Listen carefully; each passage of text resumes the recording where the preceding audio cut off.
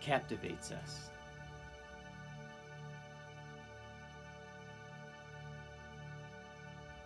Transports us.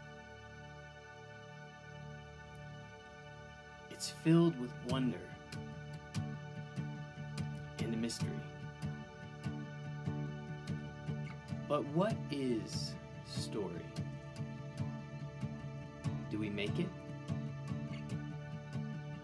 Or does it make us? How will it end? Is there a hero? Or is it all meaningless? Just a pretty face on a hopeless fact. How can we know? By reading,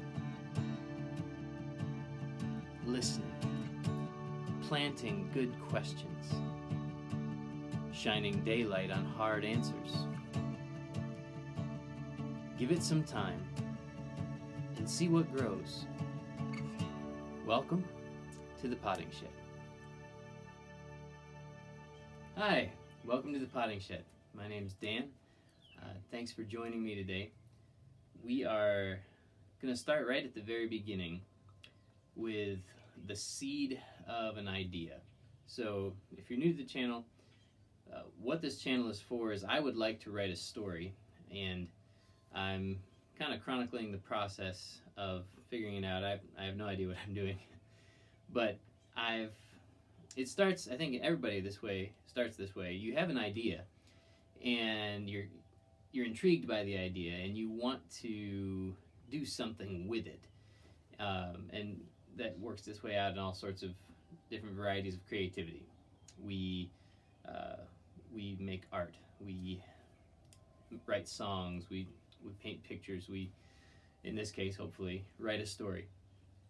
And it always has to start with an idea. I believe I read C.S. Lewis, his Narnia books began, his initial idea was actually just a mental picture of a little girl having tea with a fawn. I'm not sure if this one's true, but I heard that J.K. Rowling, her first idea was just a picture of a boy with a scar on his head. And from these seeds of these ideas grow, well, obviously those grew into several books. So where did the idea for my story come from? It actually is an interesting story. I have had another idea, a separate idea, kicking around in my brain for probably a year or two now, that's in sort of the epic fantasy genre. But I was so excited about that idea, and I know that I've never written anything. I actually was looking for another idea to practice on, or not practice, but learn how to write on. And so I was kind of exploring and looking for things that might hit me on that. And I read somewhere about a boy with a mechanical arm. It was in a steampunk kind of a setting. And that was sort of the trigger that began my brain in thinking about, why does he have a mechanical arm? Who gave him the mechanical arm? How did he lose his real arm? What's his story? How did he end up here? Where was he when he lost his arm? And it just, you start asking questions to find out this one idea, and it starts to just explode on itself. And along the way, what it ended up becoming is really exploring this idea of human wholeness. What does it mean to be a whole person? That's one of the big ideas that I want to explore in this story. And closely tied to that, how does what we make inform that question? So when we're seeking wholeness, and I'll use the word technology, but thinking of technology is pretty much anything we make. From back to whenever the first person made a tool out of a stone and a stick, to now with just the intricate technology we have now, it's still something we make. And that is another major idea that's going to be in my story. How do we become whole as people? And how does our technology, how does what we make relate to that, whether in truth or in our own pursuits. So that's the baseline idea of where I'm going.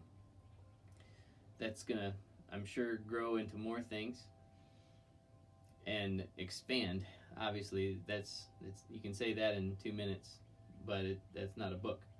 So how do we bring characters along in a journey of discovery to the answers to these questions? And then the second part that I wanted to bring out is, I've named this segment Seeds of an Idea, and we tend to think of seeds as the beginning. The reality, though, is that seeds come from full-grown trees, plants. There's this cyclical nature to seeds. Are planted, they're nurtured, they grow into mature trees, which then bear seeds, and the process continues. And so we tend to think of the seeds as the beginning, but they're actually not.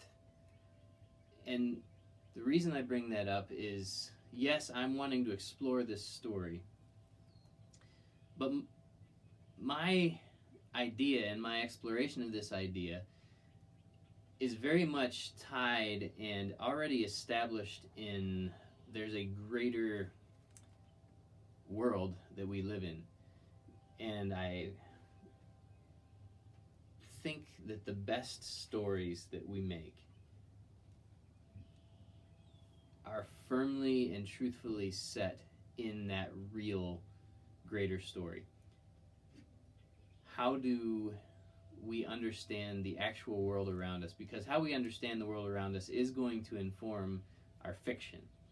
Our fiction is a projection of what we know. It's a projection of ourselves, whether it's our imagination or what we actually see. Either way, it's coming from, it's growing out of what we experience and what we thought. The closer we can tie our fiction to the underlying truths of the world we live in, the better. Otherwise, it's a falsification story. It's not authentic, and it's not really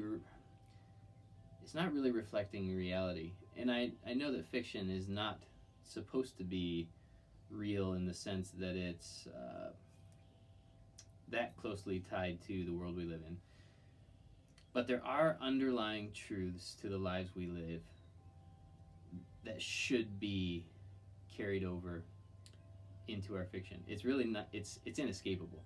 We can't get away from them. We can either reflect them as they are, or we can ignore them or twist them to our own ends. And I think the best stories do their very, very closest work to reflect the truth as it actually is. We'll see where this seed of an idea takes me, but that's where I'm starting from, and we'll go from there and see what happens.